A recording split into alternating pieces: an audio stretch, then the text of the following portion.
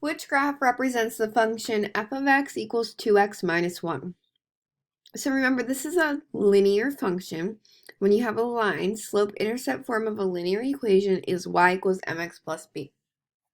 So the number in front of the x is the slope, and the number that's added or subtracted by itself at the end is the y-intercept. So here, this is telling us, this minus 1 at the end, tells us our line needs to cross the y-axis at -1. So just by knowing that, we can eliminate a few choices. We know it can't be A because this line does not cross the y-axis at -1, so it's not A. If we look at B, it could be B because we do a y-intercept at -1, so that's still a possibility. For C, our y-intercept here is +1, so we know it's not C. We can cross that one out. And then D does have a y-intercept of -1, so that is a possible answer. So just from knowing that this -1 is the y-intercept, we've eliminated two of our choices.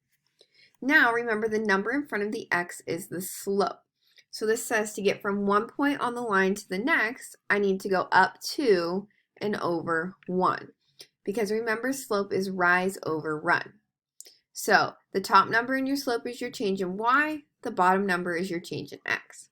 Here the slope was just 2, but remember, if we want to write that as a fraction, it's 2 over 1.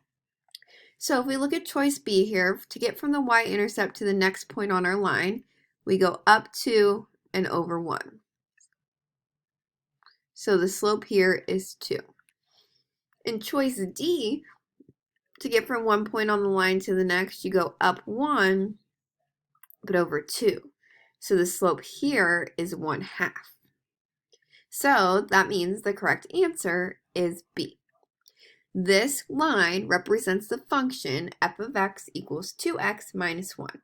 It has a y-intercept of -1 and a slope of +2.